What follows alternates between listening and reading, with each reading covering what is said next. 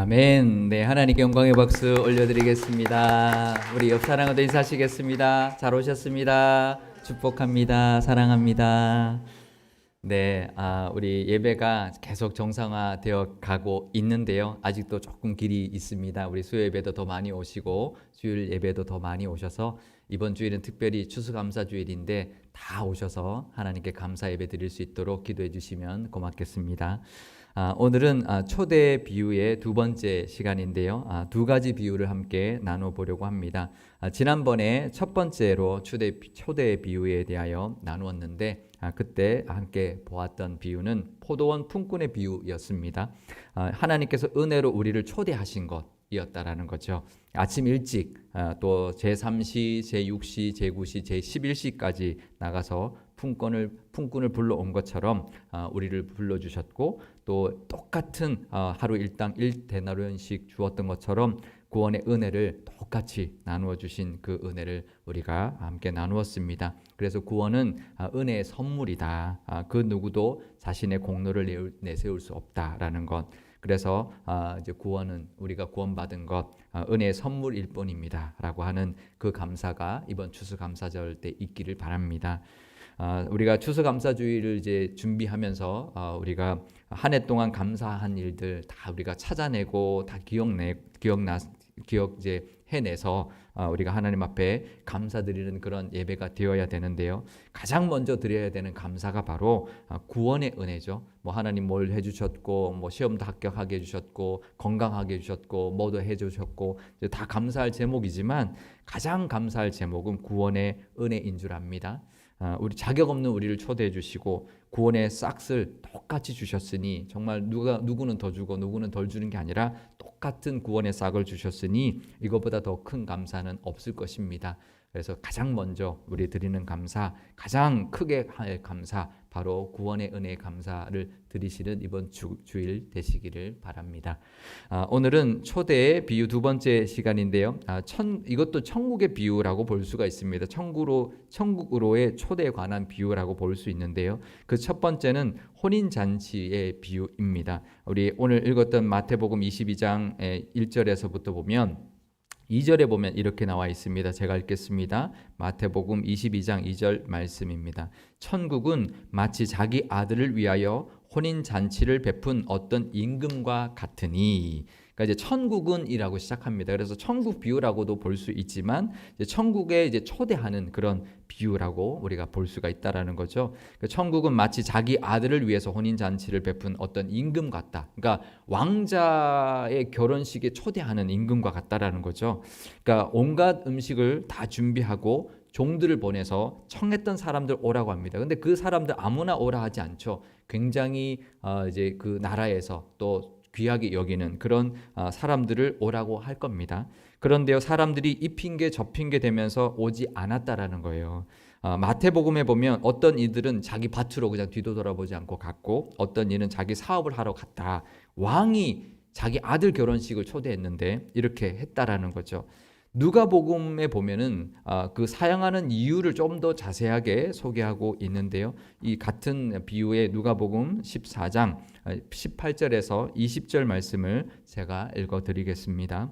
다 일치하게 사양하여 한 사람은 이르되 나는 밭을 샀음에 아무래도 나가 보아야 하겠으니 청컨대 나를 양해하도록 하라 하고, 또 한 사람은 이르되 나는 소 5겨리를 샀음에 시험하러 가니 청컨대 나를 양해하도록 하라 하고, 또 한 사람은 이르되 나는 장가 들었으니 그러므로 가지 못하겠노라 하는지라. 이렇게 되어 있습니다. 그러니까 사실 누가가요 의사 출신이거든요. 그래서 누가복음이 좀 더 논리적이고 좀 더 정황을 자세하게 설명하고 있는 것을 우리가 볼 수가 있습니다.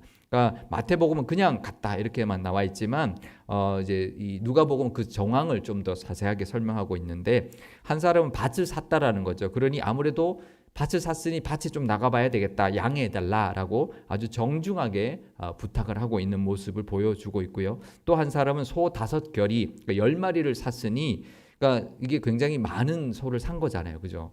그러니까 원래 얼마가 있었는지 모르지만 하여튼 10마리를 더 샀다는 건 굉장히 부유한 이제 부자라는 것을 알 수 있는데, 그러니 시험해 봐야 된다. 그래서 양해해 달라라고 말을 합니다. 또 한 사람은 장가 들었다고 합니다. 이스라엘 백성들에게 이스라엘 백성들은요, 장가 들면 전쟁터에도 안 나가도 됩니다. 그러니 장가 들었으니 내가 가지 못하겠노라, 이렇게 양해를 구합니다. 어떻게 보면 나름대로의 이유가 있었습니다. 그죠? 근데 이제 마태복음에서는 아주 무례하게 거절한 것처럼 묘사되어 있지만, 누가복음에서는 나름대로 이유가 있었다. 그리고 정중하게 거절하고 양해를 구했다라고 말을 하고 있습니다. 그러면 우리가 볼 때 그럴 수도 있지. 뭐 그럴 수도 있지 않을까, 이렇게 우리가 볼 수 있는데요. 근데 이 비유를 들고 있는, 예수님이 비유를 들고 있는 그때 유대인들의 그 풍습을 우리가 알면, 이 사람들이 얼마나, 아무리 정중하게, 아무리 이유가 있다고 하더라도 얼마나 이게 무례한 행위였다라는 것을 우리가 알 수가 있습니다. 그러니까 유대인들의 그 당시 결혼 풍습을 봐야 더 정확하게 그 비유를 우리가 이해할 수 있다라는 거죠.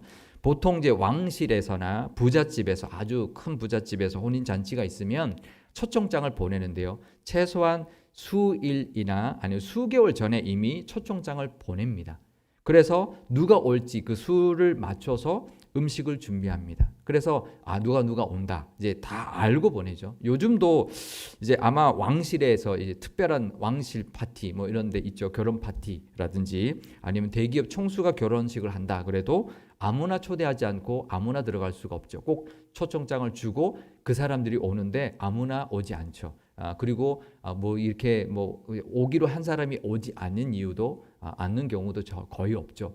그런, 특히 결혼식에는 다 오죠. 그죠? 근데 이 초대를 거절한 건데요. 요즘 같아도 정말 신뢰 중에 신뢰인데요. 이 상황을 그 유대인 그들의 그 당시 풍습으로 보면 초대한 그 혼주의 호의와 초대를 완전히 무례한, 아주 무례한 행위였습니다.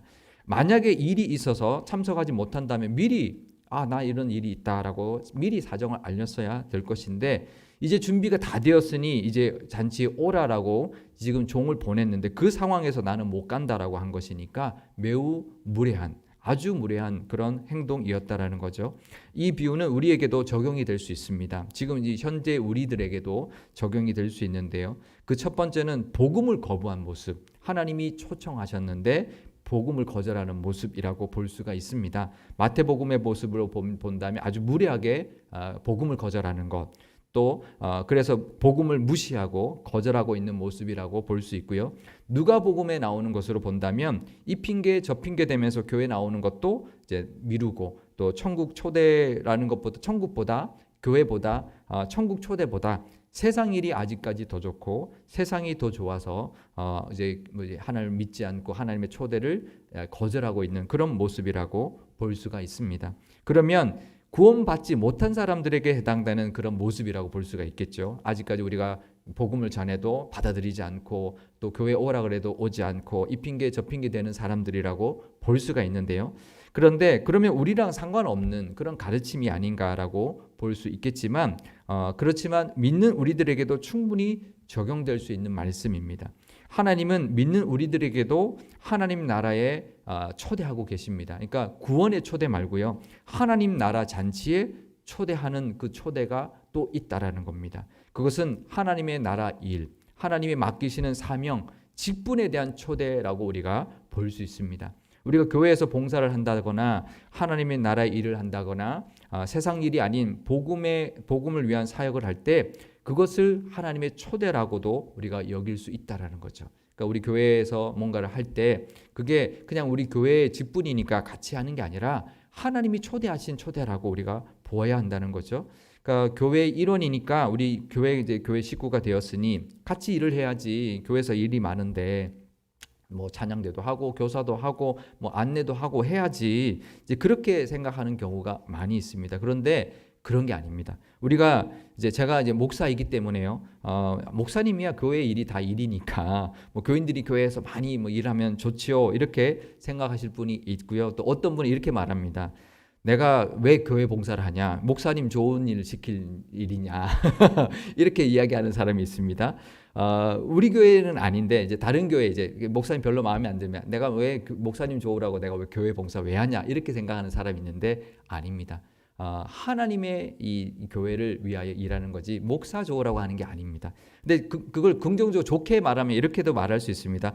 목사님 도와드려야지. 목사님 뭐 하자는데 내가 도와드려야지. 아닙니다. 저를 도와주기 위해서 직분을 감당하고 봉사하는 게 아닙니다. 하나님이 초청하는 초대에 응하는 것이고 하나님의 나라를 만들어가는 겁니다. 이게 제가 이제 보기 좋게 포장해서 말하는 게 아니고요. 결국 교인들 이제 이런 일 하고 저런 일 하자고 이제 이렇게 하는 거 아니냐라고 생각할 수 있지만 제 목회 양심상 저는 어떤 목사님들 중에서는 이렇게 막 교인들을 막 동원해가지고 막 하는 경우도 없지 않아 있어요. 이렇게 뭔가를 막 일궈내려고, 그러니까 교회의 뭔가를 성과를 위해서 막 이렇게 욕심 부리는 경우도 없지 않아 있습니다. 하지만 저는 목회 양심상 제 목회 성공이나 어떤 업적을 위해서 교인들을 이렇게 동원하거나 봉사를 강요하지는 않을 것입니다.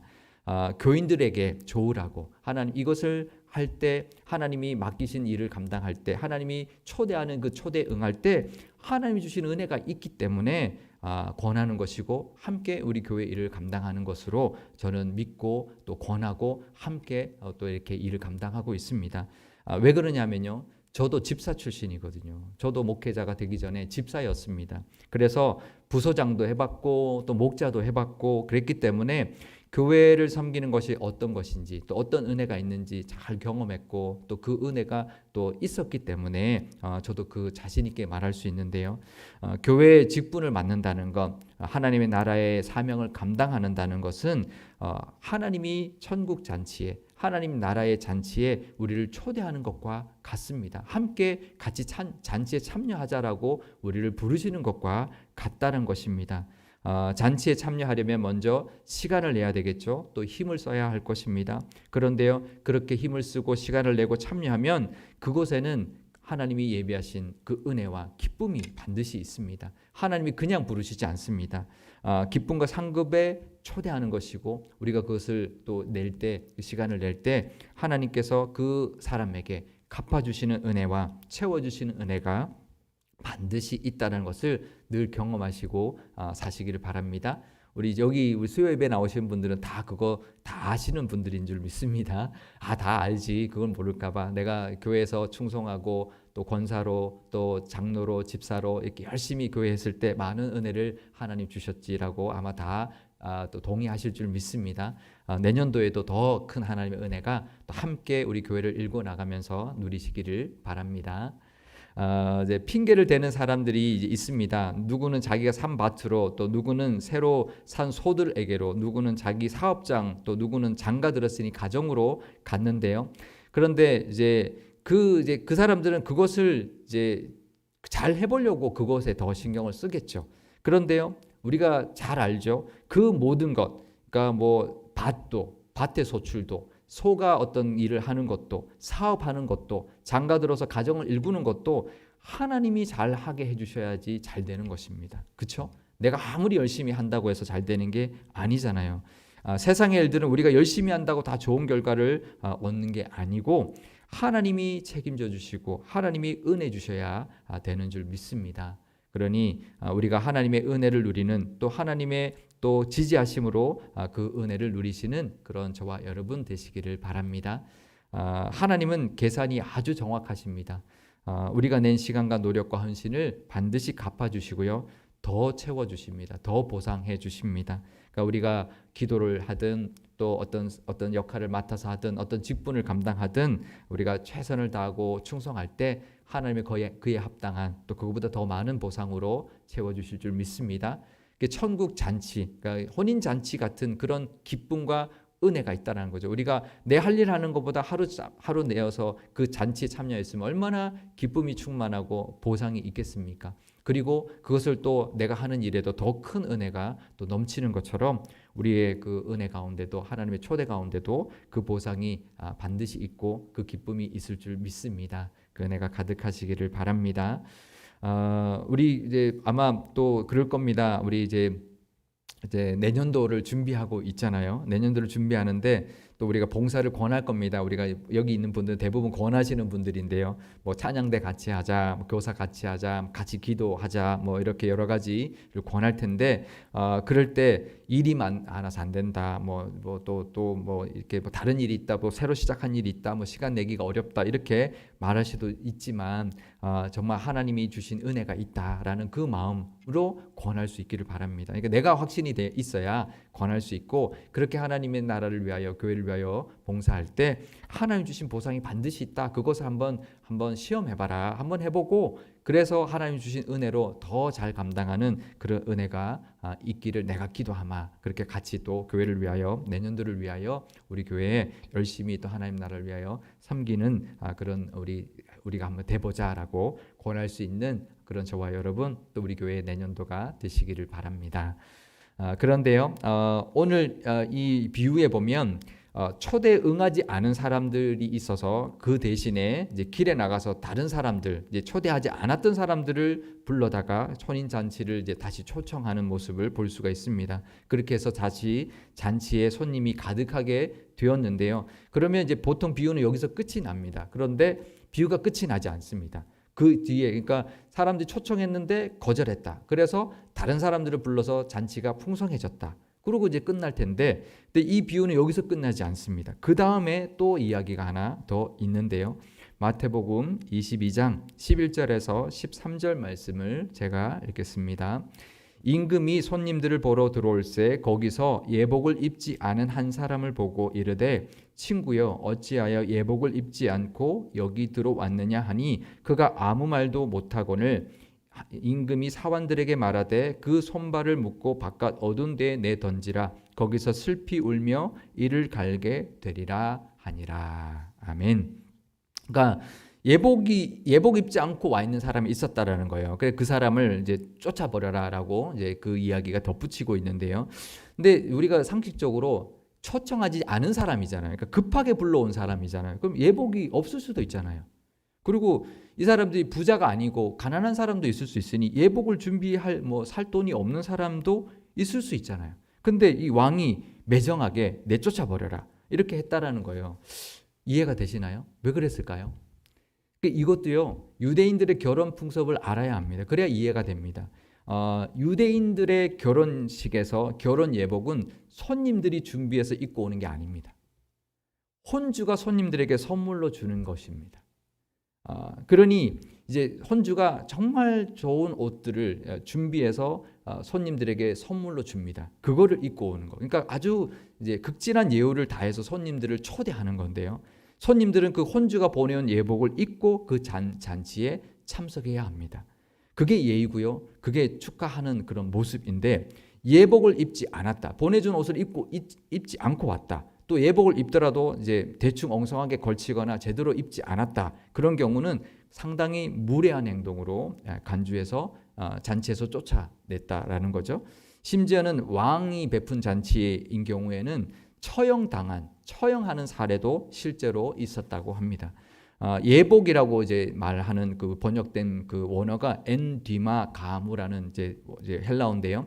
엔디마가 겉옷, 외투입니다. 그래서 원래 자기 옷 위에 덧입는 가운, 우리가 찬양대 가운, 우리 목회자들 가운, 사회 보시는 우리 아니면 또 기도하신 장로님들 가운처럼 덧입는 가운을 의미합니다. 그래서 그런 가운을 주면 자신의 원래 옷 위에 혼주가 선물한 예복을 덧입고 나오는 것입니다. 그러니까 이제 우리의 옷이 초라할 수도 있잖아요. 그죠? 더러울 수도 있잖아요. 근데 그것을 예복으로 덮고 와서 우리의 있는 어떤 것들을 감추고 이 혼주가 준 그 화려한 그 예복으로 잔치를 빛내게 하는 것이 바로 이 예복인데 그것을 하지 않고 왔다는 것은 예의를 갖추지 않은 것이죠.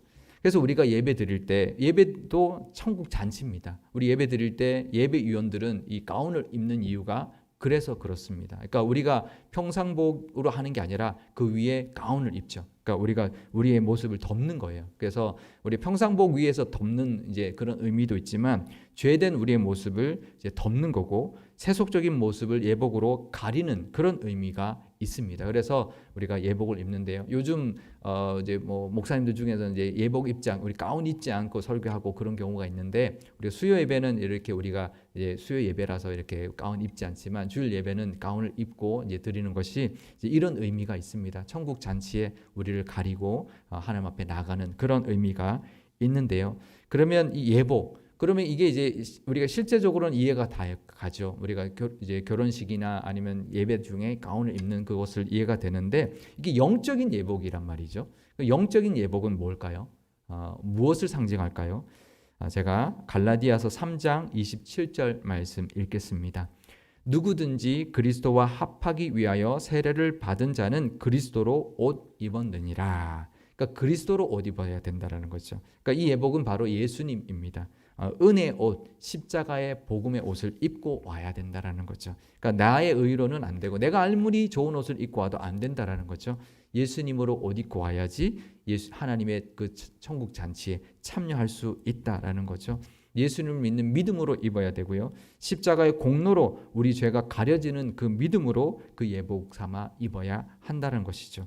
우리의 힘, 우리가 준비한 옷이 아니라, 내 공로가 아니라 혼주 되시는 하나님이 은혜로 주신 예수님의 그 십자가로 덧입고 우리가 나와야 된다라는 것입니다. 그래서 우리가 예배 나올 때마다, 우리 예배 나오시는 분들은 우리가 평상복을 입고 오지만 늘 하나님의 은혜를 덧입고 하나님의 은혜로 우리의 죄를 가리고 하나님 앞에 나와 예배하는 그런 천국 잔치 같은 예배로 드릴 수 있기를 바랍니다.